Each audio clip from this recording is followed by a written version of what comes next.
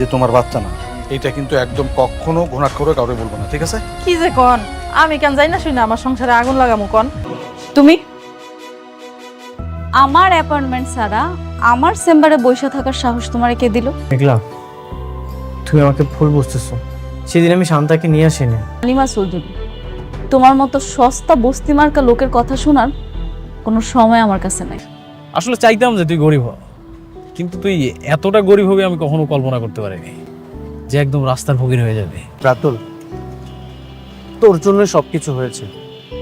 আমি আমার সন্তানের একটা নজর দেখতে পারি না। মারে কষ্ট পাইস না, আল্লাহ যা করে মঙ্গলের জন্যই করে।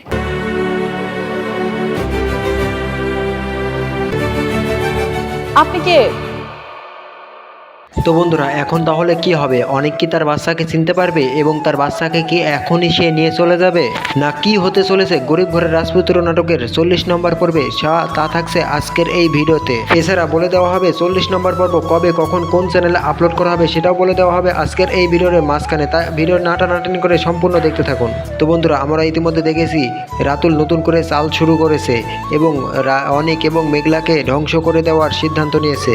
মেঘলার বাচ্চাটি মরে যাওয়ার পর থেকে নতুন করে এমনিতেই ঝড় উঠে আসে, তার উপরে রাতুল আবার নতুন করে চাল শুরু করেছে। তখন কি হতে চলেছে সামনের ভিডিওতে। তো বন্ধুরা, অনেক কি এই অবস্থায় পারবে সবকিছু সামাল দিয়ে মেঘলাকে বোঝাতে? এছাড়া আমরা দেখেছি অনেক কিন্তু মেঘলার অফিসে গিয়েছিল এবং তাকে হাত জোর করেছে তাকে একটি চাকরি দেওয়ার জন্য, তার যেন তাকে সবসময় দেখতে পারে এবং তার কাছে ক্ষমা পেতে পারে। কিন্তু মেঘলার বাচ্চা মরার কারণে এতটাই অনেকের উপরে ক্ষেপে আছে যে তাকে দেখতেই পারছে না, যার কারণে তাকে দূর দূর করে তাড়িয়ে দিয়েছে তার অফিস থেকে এবং অনেক পাগলের মতন রাস্তা দিয়ে হেঁটে যেতেছিল এবং ঠিক সেই সময় রাতুল এসে তাকে কিন্তু খোঁচা দিয়ে কথা বলে এবং ইতিমধ্যেই রাতুল কিন্তু নতুন চাল শুরু করে দিয়েছে।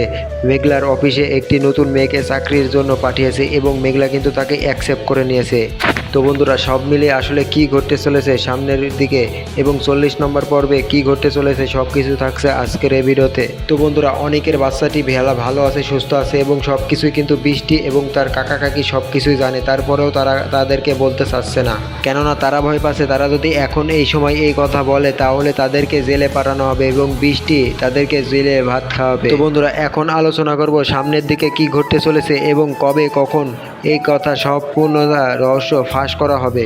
তো বন্ধুরা, আমরা 40 নম্বর পর্বেতে গিয়ে দেখতে পারবো রাতুল ছাড়া তার বাচ্চাকে চিনতে পারবে এবং বুঝতে পারবে এটাই তার সন্তান। আমরা কিন্তু ইতিমধ্যেই 29 নম্বর পর্বে দেখতে পেরেছি তার বাচ্চাকে দেখেছে এবং সে তার সন্দেহ পোষণ করেছে যে এটা কার বাচ্চা, এটা আমার বাচ্চাই হবে। তো বন্ধুরা, আমরা 40 নম্বর পর্ব থেকে এটাই দেখতে পারবো যে তার সন্তানকে সে বুঝতে পারবে সে এটা তার সন্তান এবং অনেক কিন্তু এটা নিয়ে অনেক ঘাটাঘাটি করবে যে এটা কার বাচ্চা, কেন আমার মতো দেখতে, এটা নিয়ে সন্দেহ পোষণ করবে এবং এখান থেকে কিন্তু বন্ধুরা রহস্য ফাঁস হতে চলেছে এবং এখান থেকে বুঝতে বের হবে অনেকের বাচ্চাটি আসলে বেঁচে আছে। এক সময় গিয়ে অনেকের বাচ্চা যে হয়েছিল তাদের কাছে যাওয়া হবে এবং সেখানে তাদেরকে অনেক কড়াভাবে প্রশ্ন করা হবে। এক পর্যায়ে সে মেয়েটি রাজি হবে এবং মুখ খুলবে, বলে দেবে যে আসলে তোমার বাচ্চাটি বদল করা হয়েছে এবং ওই মেয়েটি ভুল স্বীকার করবে এবং বলবে আমি আসলে ভুল করেছি, আমাকে মাফ করে দাও, ক্ষমা করে দাও, তোমার বাচ্চাটিকে আমি চেঞ্জ করে দিয়েছি। মেঘলার বাচ্চা হওয়ার আগেই তোমার কাকা কাকি আসে আমার কাছে এবং অনেক টাকা দেওয়ার কথা বলে, আমি আর এই টাকার লোভ সামলাতে পারি নাই, যার কারণে এই কাজটি করতে বাধ্য হয়েছি।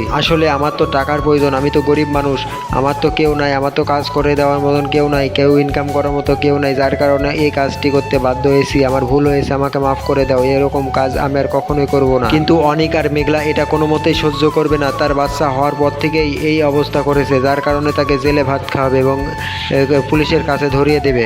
ঠিক এমনই একটি পর্ব দেখতে পারবো আমরা 40 নম্বর পর্বে গিয়ে। তাছাড়া রাতুলের নতুন চালে শুরু হবে নতুন যুদ্ধ এবং নতুনভাবে নতুন খেলা শুরু হবে। গল্পটি যত দিন যাচ্ছে ততই যেন উত্তেজনা তৈরি করছে, ততই যেন আরো আকর্ষণীয় তৈরি করছে। তো বন্ধুরা, তোমাদের কাছে একটি প্রশ্ন থাকছে, কে কে চাও গরিব ঘরের রাজপুত্র নাটকটি সপ্তাহে 3 থেকে 4টি করে এপিসোড আপলোড করা হোক? আর গরিব ঘরের রাজপুত্র নাটক তোমাদের কাছে কেমন লাগছে তা কিন্তু কমেন্ট করে জানাতে ভুলবে না। তো বন্ধুরা, ভালো থাকবেন, সুস্থ থাকবেন, দেখা হচ্ছে পরবর্তী ভিডিও।